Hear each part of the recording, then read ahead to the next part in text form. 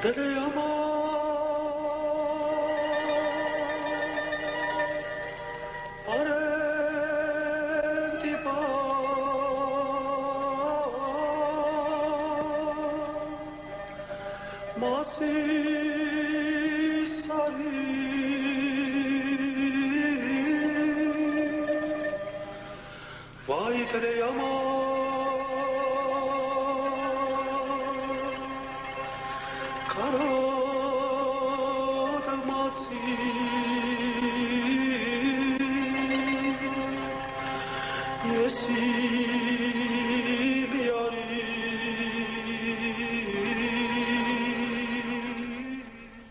Todos los seres humanos nacen libres e iguales en dignidad y derechos. Declaración Universal de Derechos Humanos. A mi familia, a los que están y a los que ya no están. ¿Por qué? Porque la muerte no estuvo en su lugar, ni tuvo el final cerrado ni reconocido, y los culpables del crimen la condena cabal y merecida. Esta historia está dedicada a todas las víctimas de genocidios que murieron, para que aquellos que sobrevivieron pudieran vivir. A todas las víctimas de todos los genocidios habidos en la historia de la humanidad, consecuencia de la exacerbación psicótica de pulsiones destructivas, de los mecanismos envilecidos y refinados del poder que conducen a la pérdida de la identidad, de la condición humana y de la vida misma. A aquellos que vivieron con intensidad sus ideales, sometidos a los más terroríficos y humillantes procedimientos físicos y mentales, ejercidos por estados que utilizan la tortura como sistema de gobierno, que murieron heroicamente en pos de una calidad de vida social justa y digna. A todos aquellos que sobrevivieron porque supieron ganarse la vida. A todos los gobiernos de todos los estados soberanos del mundo libre, en cuya justicia los pueblos sojuzgados confían y esperan que determinen y apliquen las sanciones correspondientes para que sobreviva el Estado de Derecho. Hoy nos acompaña en videograbaciones para salud mental, acá en la Fundación Stern, la psicoanalista, psiquiatra Libertad Telesemian. Personalmente, poder haberla convocado para hacer esta propuesta de vídeo realmente me satisface muchísimo, porque saben bien ustedes la idea que tengo yo con respecto a la salud mental en general. Este aspecto de los genocidios, este aspecto de la barbarie de algunos seres humanos, hace fundamentalmente a la salud mental. La doctora Telesemian, prestigiosa profesional de nuestro medio, ha lanzado últimamente un libro respecto a este tópico, y en base a eso es que la hemos convencido para que pueda decirnos algo, y ya nos está diciendo mucho en la introducción. Libertad. ¿Por qué el libro? Bueno, el libro en realidad parte de una vivencia mítica del anecdotario familiar. Un recuerdo de mi padre, refugiado político, que allá por el año 1924, 1925 tal vez, llegó a Buenos Aires con sus dos únicos familiares sobrevivientes, dos primos hermanos, Vadim y Mardirós. Ya instalados en Buenos Aires, saliendo a pasear un día y a reconocer la ciudad, la mirada de mi padre quedó impactada, fascinada, llena de asombro, no tanto ante los paisajes maravillosos que ofrecía esta ciudad, sino ante un coche que pasaba, y llamando a sus primos hermanos, gritó: Vadim, Joaquín, Mardirós, miren, y señaló el coche. Cuando yo sea millonario, me voy a comprar un coche como ese para llevar a pasear a toda mi familia. El coche era un carruaje fúnebre.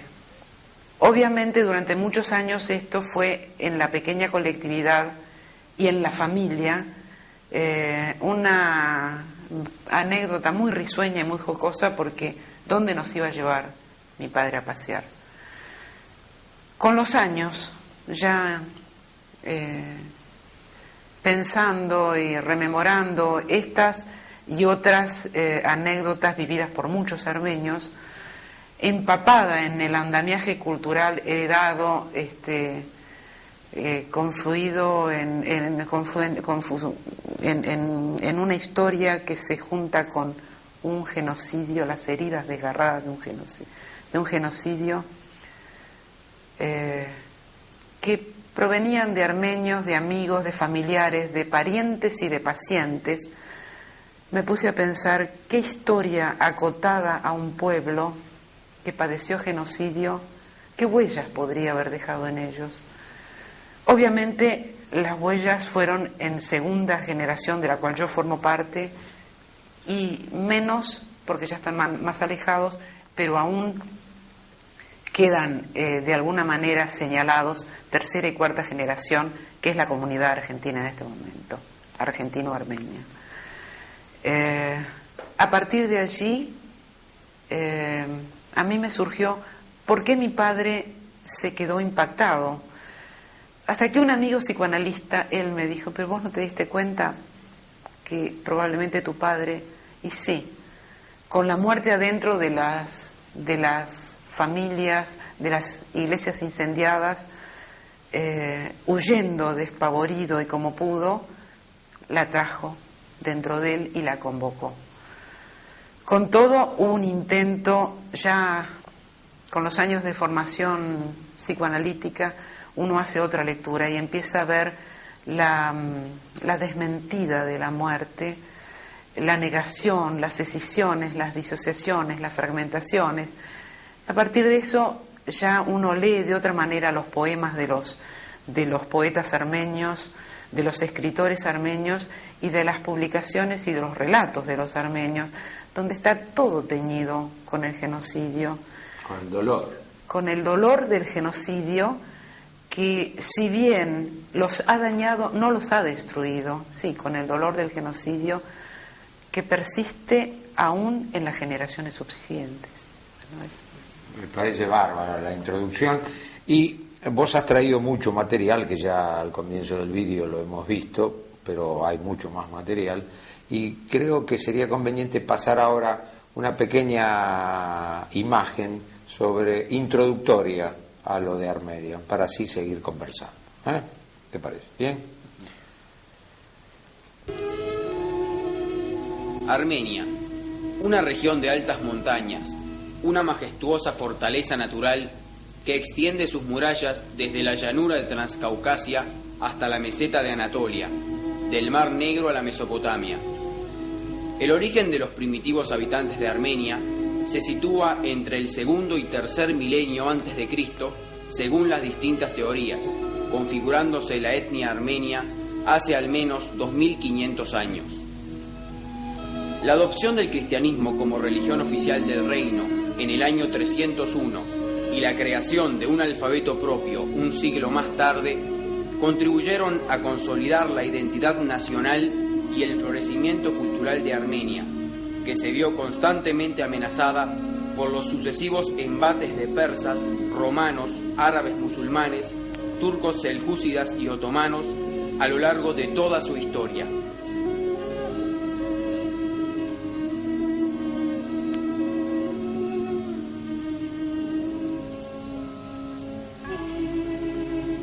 Fue precisamente el Imperio Turco Otomano el que intentó llevar a cabo un verdadero plan de exterminio total del pueblo armenio.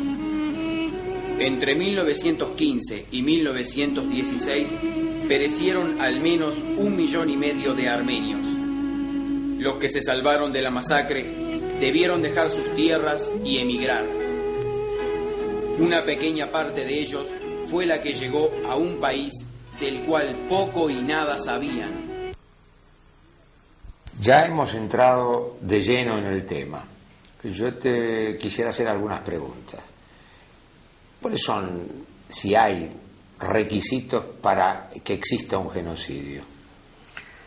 Sí, hay dos sociólogos norteamericanos, Schalk y Jonelson, ellos estudiaron el problema y reconocen algunos elementos, dos infaltables, que es un estado, ellos lo llaman índices de alarma o señales de alarma, que van a predecir predecir futuros genocidios. Pero ellos dan como condición sine qua non dos elementos: un estado totalitario, un gobierno totalitario con una cultura nacional.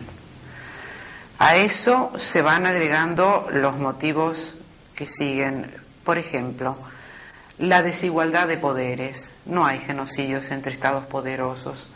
A lo sumo habrá una guerra o llegarán por el camino de las negociaciones a a circunstancias alternativas. Pero el genocidio en general es de un estado mayoritario con todo el poder hacia pueblos o grupos inermes, indefensos, que están bajo su égida o no. Otra de las cosas es el poder económico, el crecimiento de los pequeños pueblos, el desarrollo, las riquezas despiertan la codicia y la voracidad de los grandes estados, que en general pasan por diversas situaciones económicas. Turquía aprovechó la Primera Guerra Mundial y él ya había perdido estados y riquezas. El otro factor a tener en cuenta es obviamente el poder bélico. Los estados poderosos tienen armamentos, alianzas con otros estados perpetradores, y pueden fácilmente llevar a cabo sus objetivos. Y además el factor sociedad. Una sociedad prejuiciosa, no muy reflexiva, no muy madura según Adorno,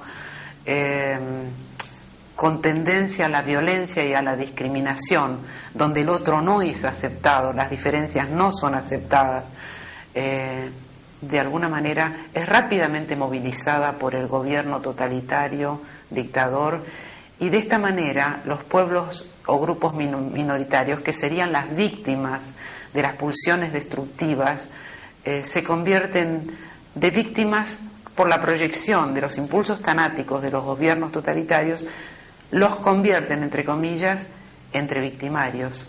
Perfecto, muy claro. Y esto evidentemente me hace reafirmar un concepto que vengo trabajando, es decir, nada es gratis, nada nace de un gajo, de casualidad. Si un grupo pequeño puede hacer un exterminio, como se ha hecho en el armenio o el judío u otros, es porque ha habido una trama social que permitió y colaboró consciente o inconscientemente para hacer eso. Claro, en realidad tienen que estar los dos elementos, porque en las inmediaciones de la Segunda Guerra Mundial, Adorno hizo un estudio de la sociedad norteamericana sobre la discriminación racial, y él observó que eran mucho más racistas y discriminatorios que la población nazi, pero en un estado gobernado por Roosevelt dio otro rumbo, otro cauce y otro resultado a la situación. Quedó acotado al Ku Klux Klan o alguna otra cosa, ¿no? Claro. O a manifestaciones de agresividad a través de organizaciones del crimen o de la mafia, etcétera, claro, con una marginalidad. Claro. Libertad. Otra de las preguntas que me saltan es objetivos y lamentablemente hablar de la metodología empleada en este caso. Bueno, Armenia en el siglo, en los inicios, en el siglo alrededor del 1000, fue un gran imperio. Está dividida en la Armenia occidental, que es la Armenia turca, ocupada por el Estado Turquía, y la Armenia oriental, que fue ocupada por el imperio Vamos a tener zarista. Una imagen de un mapa en donde lo que vos estás señalando se va a graficar. En el año 1894, el sultán Abdul Hamid II, llamado el Sultán Rojo, ordenó una serie de matanzas y masacres que acabó o exterminó con 300.000 armenios. El poder autocrático y tirano del sultán y de los sultanes hizo que emigraran muchos jóvenes turcos que se reunieran en París y fueran formando bajo reuniones un llamado comité de acción que fue llamado Orden y Progreso, por los que después se autodenominaron los jóvenes turcos. Estos vinieron en 1908, pidieron alianzas con los grupos guerrilleros armenios para desalojar al sultán y les prometieron a los armenios que ellos podrían habitar sus propias tierras formando un Estado autónomo dentro del Estado turco. Vanas ilusiones y utopías, eso nunca ocurrió, si bien obtuvieron la ayuda de los armenios. Se formó el comité turco, un triunvirato, organizado por Enver, Talat y Cemal, que fueron ministros del Interior, de Guerra y de Marina, que degeneraron en una dictadura y una tiranía, yo diría hasta peor que la de los sultanes. Crearon un movimiento, el motivo fue que todos los pueblos minoritarios, porque habían griegos, búlgaros, sirios, judíos, gitanos y armenios dentro del Imperio Otomano, del Estado turco. Ellos crearon la ideología del pan-turanismo, donde todos los grupos minoritarios debían turquizarse para volver a ser el gran imperio turco. Con esto, un 24 de abril de 1915, reunieron a todos los intelectuales y los líderes de la colectividad, alrededor de 600, en Constantinopla. La idea era deportarlos, pero los decapitaron a todos. Dejaron al pueblo sin sus líderes y luego enviaron edictos en los cuales las manifestaciones eran que en el término de 5 días todos los pueblos armenios debían desalojar sus casas, tenían prohibición absoluta de portar absolutamente nada más que lo que pudieran llevar con las manos, no podían vender nada porque supuestamente esto era transitorio, iban a volver a sus pueblos y a sus casas. No fue así, los deportaron a los desiertos de Siria y en el camino ustedes ven las imágenes, fueron muriendo mujeres, jóvenes, niños, ancianos, y muchas mujeres se tiraban por los precipicios con sus criaturas para evitar las humillaciones de las violaciones y los asesinatos de sus hijos. Esto fue así hasta 1918. 1918 a 1920 se crea el Estado Autónomo de Armenia. En 1920 se crea a través del Tratado de Sèvres, Turquía reconocería parte de los territorios usurpados, pero el Estado de Sèvres, el Tratado de Sèvres nunca se respetó, y en 1923 Stalin sigue regalando Nagorno-Karabaj a los azerbaijanos, y bueno, esa es la historia. Esa es la historia. Una triste historia, dolorosa y sufrida, ¿no? Hasta que en 1991, el 23 de septiembre de 1991, bajo la desintegración de la ex repúblicas soviéticas, Armenia se declara libre e independiente. Yo te he escuchado a vos que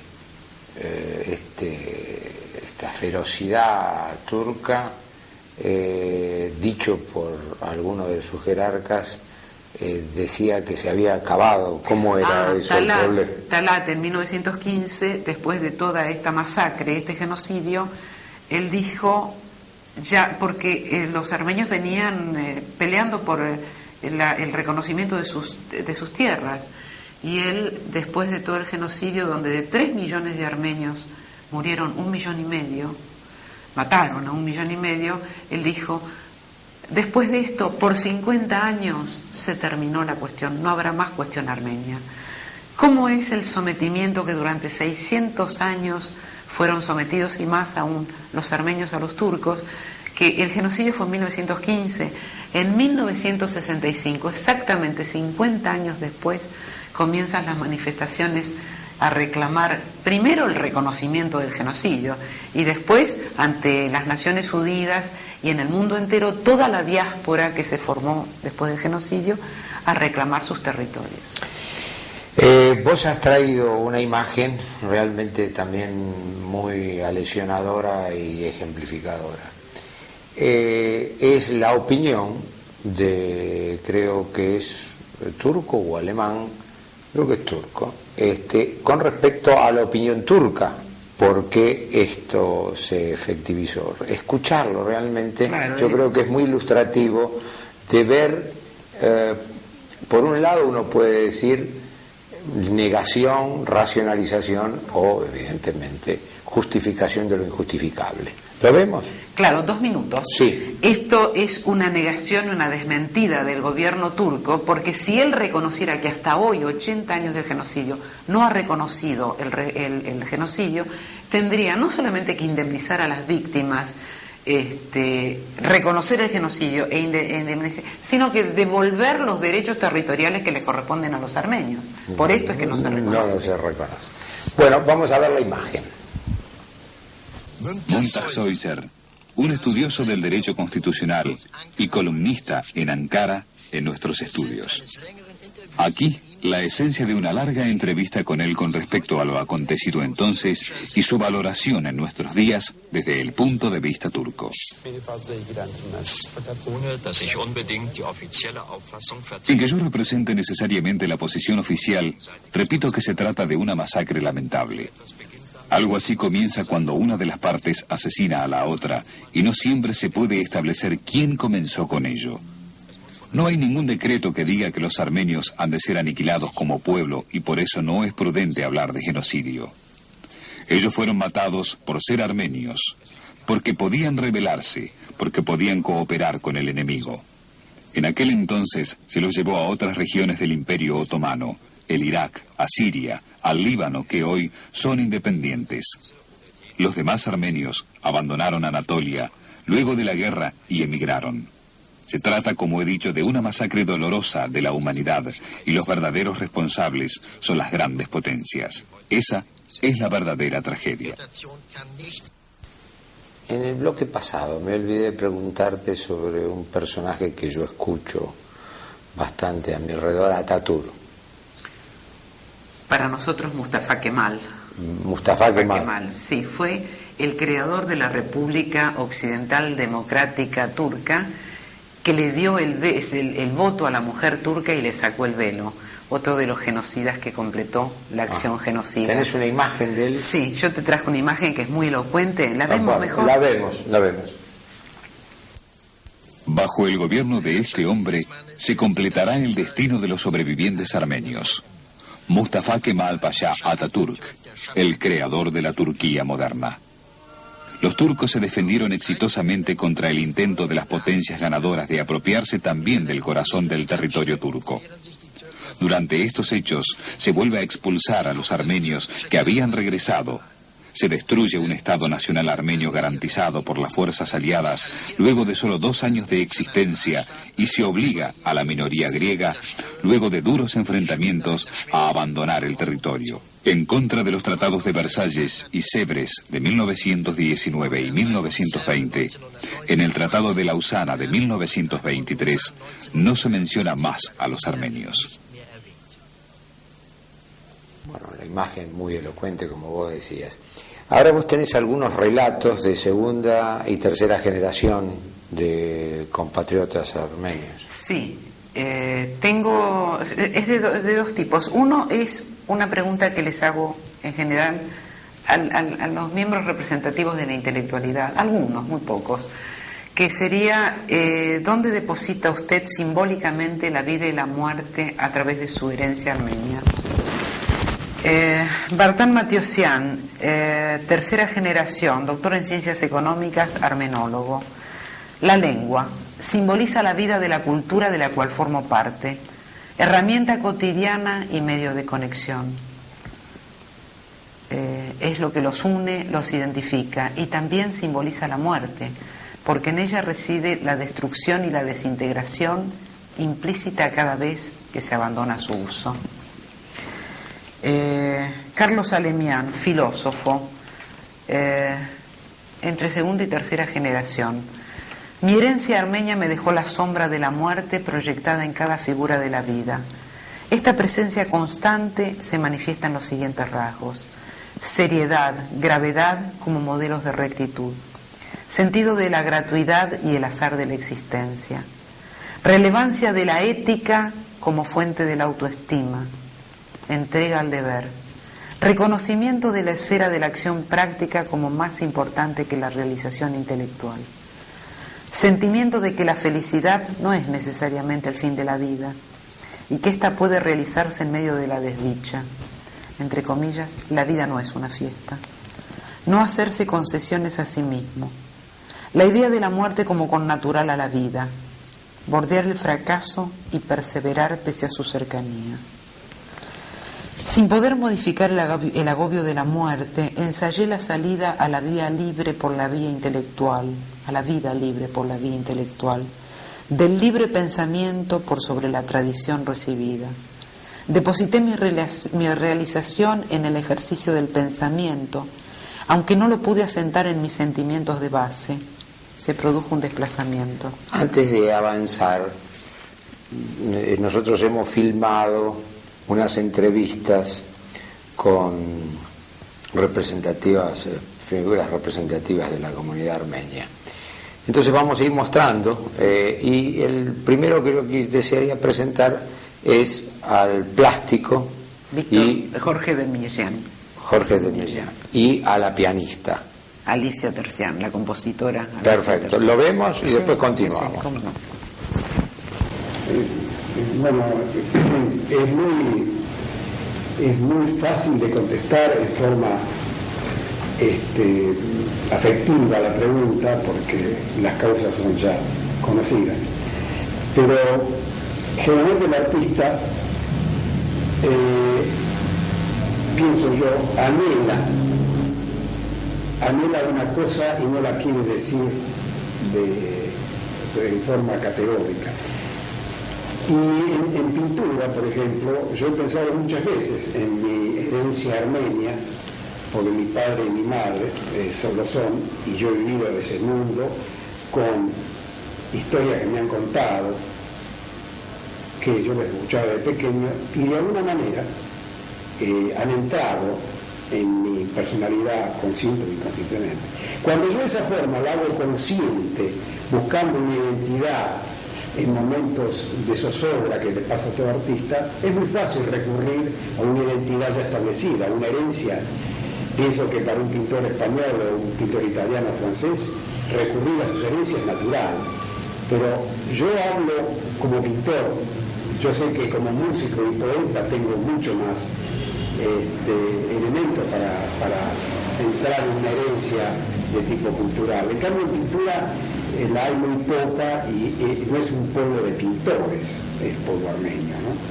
He visto cruces en Esmiadín que son para escultores, no son.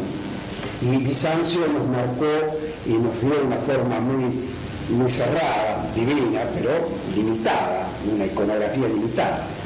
En cambio, los países occidentales han jugado con la religión y le dieron formas, miles de formas, hicieron estilo con su herencia. En cambio, nosotros no tuvimos esa posibilidad.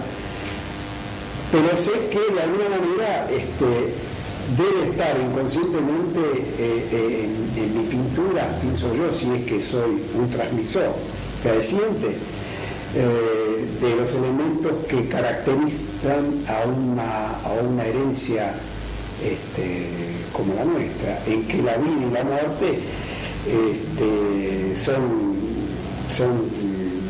esenciales. Y el sentido épico del pueblo armenio, donde yo particularmente me siento muy identificado, o sea que la épica para mí, y acá está Alicia, y yo soy un amante de la 10ª Sinfonía de Shostakovich, que es un exceso de épica realmente contundente. La tengo acá. En mi caso, yo viví con mucha claridad, pero desde un punto de vista más bien intelectual y también humano. Los sobrevivientes que habían sido mi abuela, papá y mamá, me contaban de cómo habían ellos manejado ese desarraigo. Digo desde un punto de vista intelectual porque abuela era profesora, pudo haber ido hacia los Estados Unidos, pero era viuda con 2 hijas y el requisito era dejar los hijos e ir sola, y obviamente no una madre armenia, ninguna madre deja a sus hijos. Y vino a la Argentina, vino con toda su herencia intelectual. Abuela era una verdadera intelectual importante dentro de la colectividad. Todos los que en la época de la ex Unión Soviética llegaban a Buenos Aires escapados del comunismo de alguna manera, que eran grandes intelectuales y poetas, llegaban a mi casa. Yo estuve rodeada de gente intelectual desde que prácticamente nací. Y mamá y papá tenían ambos inclinaciones hacia el arte, papá hacia la parte literaria en el sentido teatral, y además es un hombre que leía muchísimo, un hombre muy culto, muy fino. Y mamá, bueno, había estudiado piano, como todas las niñas, es decir que yo viví, por un lado, desde el punto de vista intelectual, cómo viviría todo ese proceso de lo que fue una masacre horrible, un genocidio que yo no perdono. Lo viví desde el punto de vista intelectual, y hacia el final de la vida de mis padres lo viví desde el punto de vista humano. No dejaron de recordar hasta el final cómo ellos habían sido desarraigados de su propia casa, de sus propias tierras, de sus propias herencias, de su propia identidad, tanto abuela como papá y mamá. Bueno, vamos a continuar con la lectura de algunos párrafos de algunos intelectuales armenios. Este es de Hachik Der Gogasyan, periodista, tercera generación. El hecho de haber sufrido como armenio una injusticia que hasta hoy sigue, trato de encontrar la vida en un fuerte compromiso con la misma. Más concretamente, me siento comprometido a la causa armenia por todo lo que ello significa como reivindicación histórica, pero sin disociar mi compromiso del contexto más general de la idea de justicia que exige un compromiso activo de la vida. En cuanto a la simbolización de la muerte, prefiero relatar un recuerdo que me quedó de aquel día que sentí la mayor desesperación por el mundo y la humanidad. Y ese día fue el del asesinato del primer ministro sueco Olof Palme, que para mí representaba el máximo ejemplo del político comprometido con la idea de la justicia. Y estas son las manifestaciones del historiador nuestro, el doctor Pascual Ojañán, segunda generación de armenios. El fundamento de la vida nacional está en las costumbres, primordialmente las míticas y religiosas, que se transmiten de generación en generación, de boca a oreja. El segundo fundamento está en el idioma, el alfabeto y la literatura. Estos 3 elementos son vehículos de las costumbres. El tercer fundamento de la vida es la memoria histórica que, utilizando el idioma, almacena la reserva de los mitos y los actos del pueblo y de sus dirigentes. La muerte, así como la vida, se genera en el diálogo, en el gusto de la pequeña comunidad reunida en torno de una mesa, la sed y la curiosidad de conocer el camino recorrido por el predecesor. La muerte es el reverso. Con la desaparición de la familia se extinguen las costumbres hogareñas. El destierro del idioma, más que por su falta de uso, por el abandono del uso diario. Y acá te quería leer porque me pareció realmente como un documento histórico, pero lo que me impactó además es la forma poética como está dicha. Esto sería un fragmento literario, el relato de un sobreviviente que tiene 92 años y reside en la Argentina. Dice así: nuestro destierro comenzó en abril de 1915. Toda la población fue deportada. Tenía 15 años. Partimos hacia lo desconocido. En el camino perdí a mi familia. Mi historia quedó desgarrada en cielos y tierras extrañas. Allí murió mi niñez. No conocí la adolescencia, desprendida no sé exactamente en qué lugar. Vivía en estado de alarma. Cualquier ruido era temible. Las sombras tenían la forma del agresor. Solo, acorralado, tratando de no extraviarme en los límites de la irracionalidad, tratando de sobrevivir. Arrancar a un hombre de su casa, de su tierra, genera un desgarro definitivo. A partir de ese día, después lo comprobamos, queda una porción muerta, insepulta y a veces maloliente, firmemente prendida al resto del cuerpo del que no forma parte, pero tampoco abandona. Aunque retorne, aquella herida le impedirá ser el mismo. Las puertas de la casa quedaron abiertas. Cerrarlas habría sido una precaución innecesaria. Lo que quedaba atrás era nuestro, pero ya no nos pertenecía. Atrás quedaban las casas, los templos, las escuelas, los últimos plátanos y las moreras. Atrás quedaba la aldea. El pueblo se separaba de su pueblo. No estábamos preparados para tal desdoblamiento. Esta es una selección de fragmentos de algunos poemas del poeta armenio argentino Agustín Tavitian, segunda generación. Soy hijo de la huida, fruto milagroso de compulsivas fugas y destierros, y posiblemente me angustia reencarnarme en la locura que pasó de largo y eludió destruir a todo un pueblo. Una soledad distinta me acompaña. Hoy me he detenido en el vacío de mi propia ausencia y limpio la arena de mis pies y siento que me he sacado el polvo de infinitos caminos no deseados. Vine a morir dejando que todo lo contrario continuara, que el silencio anudara las voces más queridas. Hoy es tiempo de enterrar los duelos, de esa locura de simular resignaciones. Sostengo a medias mi cordura. ¿Qué significa este vivir a medias? Este pesado coqueteo entre metas opuestas y sueños diferentes. Este quedarme a mitad de todos los caminos. Esta doble carga de abstracciones, atracciones y rechazos simultáneos. Ser esclavo de dos amos y dueño siempre de fragmentos.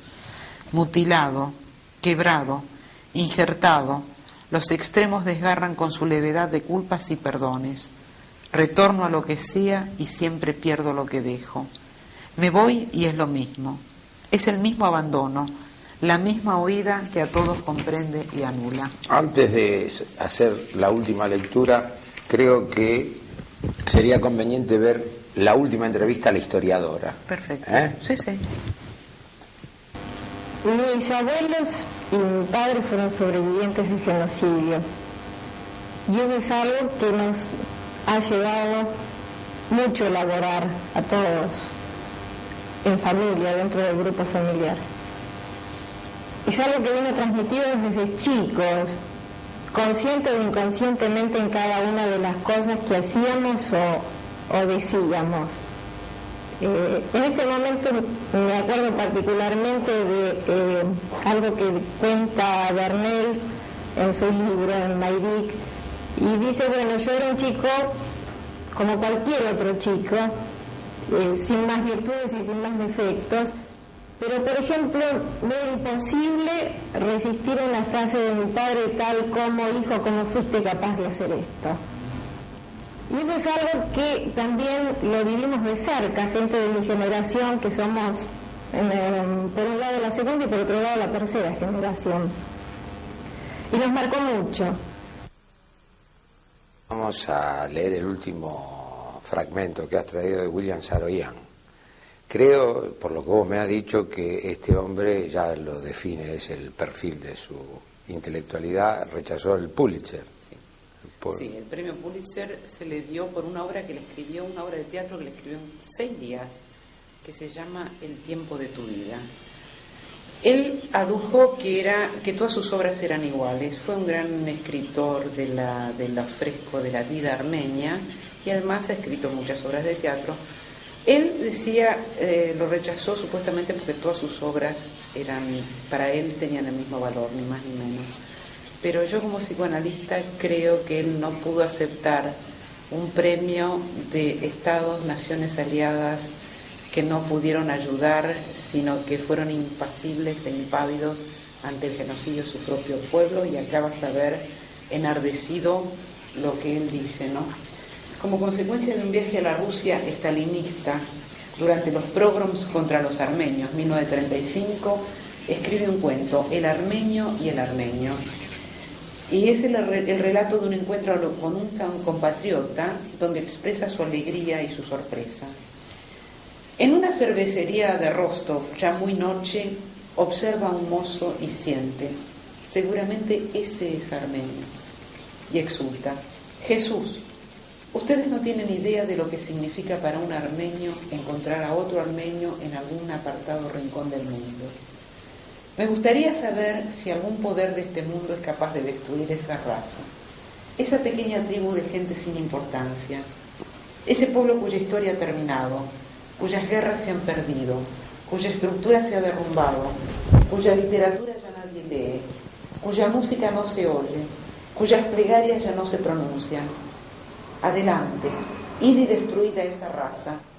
Digamos que estamos de nuevo en 1915 y emprended una guerra en todo el mundo. Destruid a Armenia, ved si podéis lograrlo. Expulsad a los armenios al desierto, negadles el pan y el agua, quemad sus casas y sus iglesias. Andad, ved si podéis hacer algo de eso.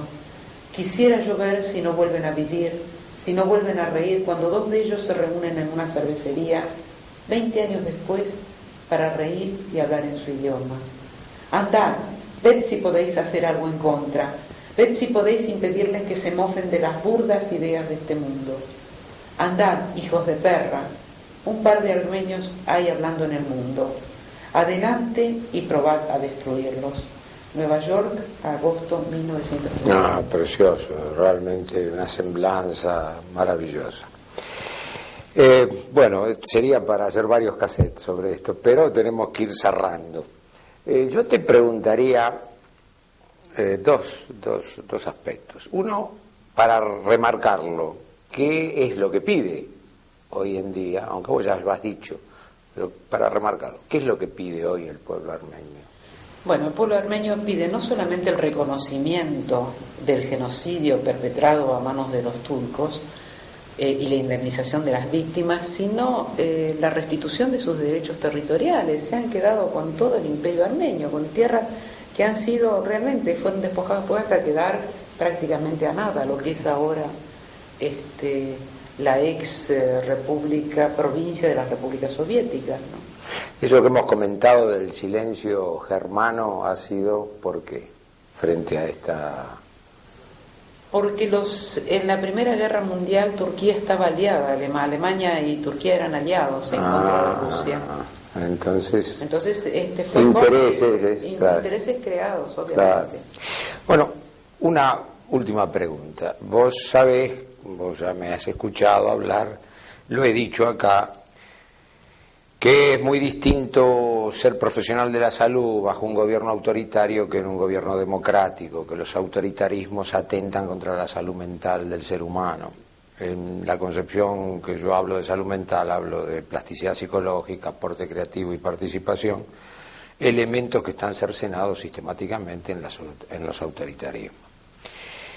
¿Cómo ves vos esta idea mía, inquietud y vos como psicoanalista conocida y psiquiatra, de introducir este tema para que los futuros profesionales de la salud o actuales profesionales de salud puedan hablar sobre esto, debatir y discutir en relación ya a la salud del pueblo?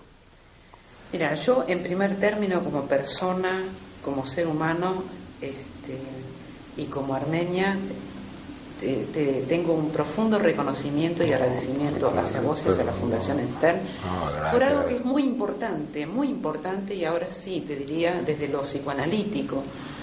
Creo que hay una deuda que se lleva a través de los años, 80 años de un genocidio, que es el no reconocimiento del genocidio, es decir, una muerte sin muertos. Como decía Carzú, en un libro un francés que escribió sobre el genocidio ejemplar. Entonces dijo, pero entonces este genocidio no existió, lo hemos soñado, es un genocidio ejemplar, no existió. Y lo que no se reconoce, no existe inscripción ninguna. Yo creo que en la interacción humana persona a persona, yo existo como madre en tanto tengo un hijo, yo existo como mujer en tanto tengo pareja, marido. Siempre es un reconocimiento a través del otro. Acá no hay reconocimiento. Además de la debacle, de la masacre, del avasallamiento que produce el impacto de un genocidio en una población, yo creo que la desmentida que los turcos no reconocen, esto que ustedes están haciendo es un reconocimiento, un genocidio. Por eso me parece importantísimo, porque la salud mental, a través de todo, de la desmentida, las disociaciones, las fragmentaciones, las mutilaciones, llevan a un estado de depresión cultural. Y sabemos cómo esto es nocivo. La depresión de alguna manera aminora los sistemas inmunológicos del ser humano, y de allí a las enfermedades psicosomáticas un paso, ¿no? Por eso me parece importantísimo que esto se sepa, que se divulgue. Es el rescate de la historia y la memoria de los pueblos. Eso, profundo agradecimiento mío como armenia y de mi colectividad. Como dice Carlos Fuentes, todo pueblo sin memoria está condenado a repetir su historia.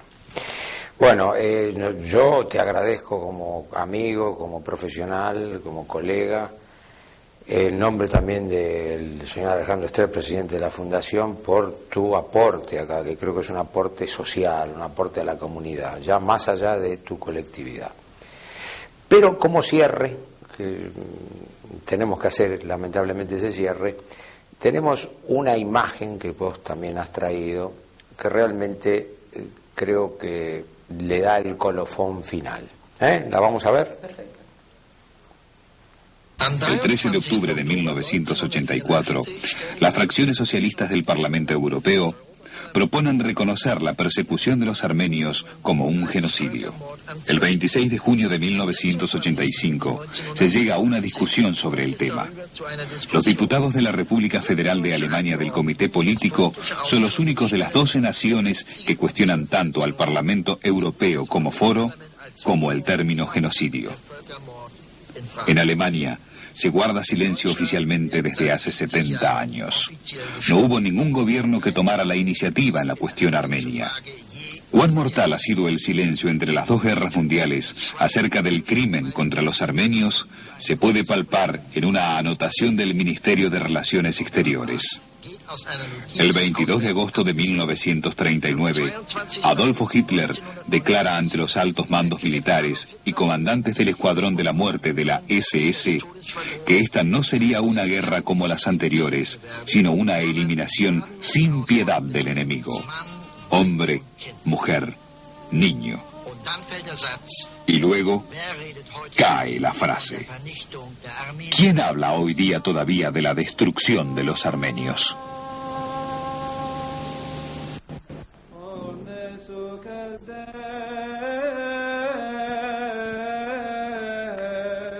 Perduraremos, de Baruch Sebag, 1924-1971. No nos sentimos superiores a nadie, aunque debemos reconocer sencillamente que solo nosotros poseemos el monte Ararat. Aprendemos lo bello, lo bueno, verdadero y sublime para enseñarlo luego. No nos sentimos superiores a nadie, simplemente nuestro destino ha sido distinto. Solamente nos hemos desangrado mucho. En nuestra vida milenaria, cuando fuimos numerosos y fuertes, no hemos oprimido a ningún pueblo. Nadie ha sufrido por el golpe de nuestro brazo. Si hemos conquistado, ha sido con libros solamente. Si hemos predominado, ha sido por nuestras cualidades. Y cuando fuimos obligados a abandonar nuestro suelo, allí donde arribamos, allí donde nos afincamos, nos hemos esforzado siempre por todos. Cierto que no somos muchos, pero somos armenios. Podemos hundirnos en los flancos del enemigo, pero damos nuestra ayuda al amigo. Guardamos gratitud a quienes nos ofrecen su bondad, devolviendo 10 a cambio de 1. Nos queremos intensamente, pero siempre guardamos respeto por los demás. No nos sentimos superiores a nadie, mas sabemos quiénes somos. Nos conocen armenios y nosotros nos enorgullecemos de ello. Aquí estamos, somos, perduraremos, más aún, nos multiplicaremos.